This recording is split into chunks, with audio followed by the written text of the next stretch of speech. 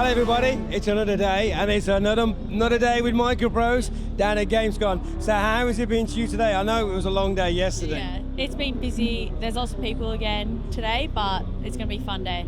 So just to help this morning, I left Sarah and went for what could only be described as a very long walk where there were nobody around. It took me 45 minutes to go around every single hall. So for the next 2 minutes, it's a bit judgery because I am moving. This is footage of what you can see in the rest of the halls.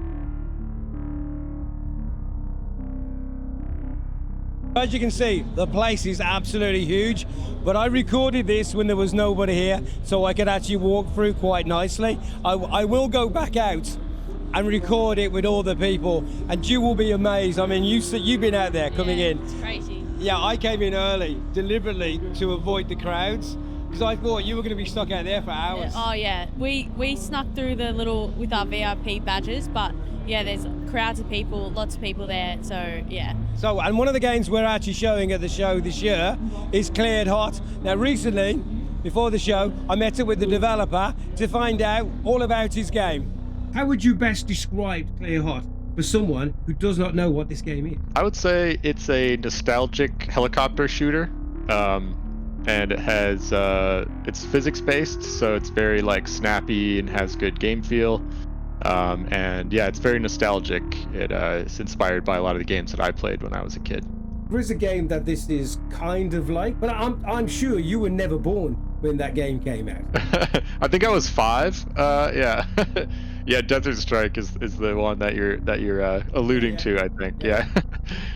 Yeah. I played that at a neighbor's house. I think I was like in 1st grade or 2nd grade. Yeah, and it was pretty cool. It was very it was almost like an open world game because you could kind of fly anywhere, and for some reason the fact that you could pick up the people and like rescue them really stuck with me. So that was one of the first things we actually made in this game, was like the rope that you could pick things up. And so yeah, that's one of the biggest inspirations, I'd say, is that like experience that I had as a kid playing Desert Strike and the other Strike games after it. Yeah, I basically wanted to like switch careers and do something new, and game dev was one of the things that I tried. And then while I was doing that, I just figured like, well, what would be a fun game for me to make? So it started as like a very difficult like first-person helicopter game, and then slowly evolved over time. And basically one day the game wasn't quite working. Like it didn't have its own identity, and one day I was just sitting there and I thought like, okay, what would someone much better at game dev do for this game to make it better? And then I realized, oh, I should move the camera over here and be an isometric game. And I literally took me 30 seconds. I just moved the camera and hit play, and it didn't really work, but I could just see, and I was like, oh my God, this is so much better.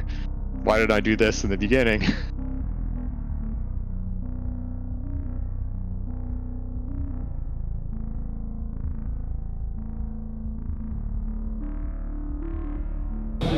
Super nice. I love choppers, so I like the arcade side of it as well. So I'm usually into Sims, which has way more buttons, way more things to memorize. But this was just pick it up and go. So yeah, I'll be buying it. So.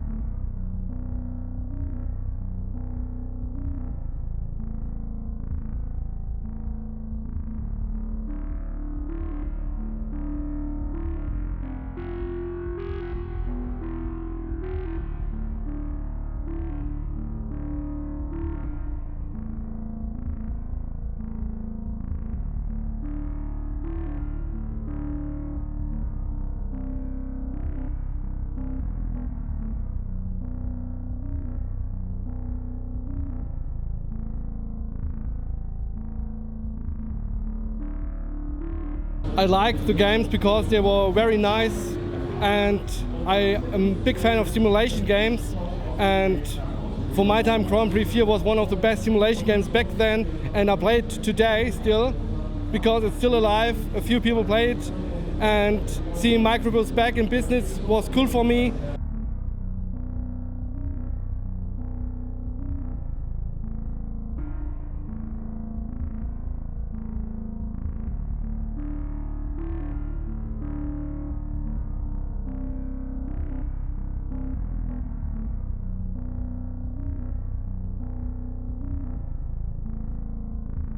So that was today's show. Fraser's going to show you some of the audience and you can see who's coming to visit us. So let's go. Okay, so I'll see you all later. All right, bye.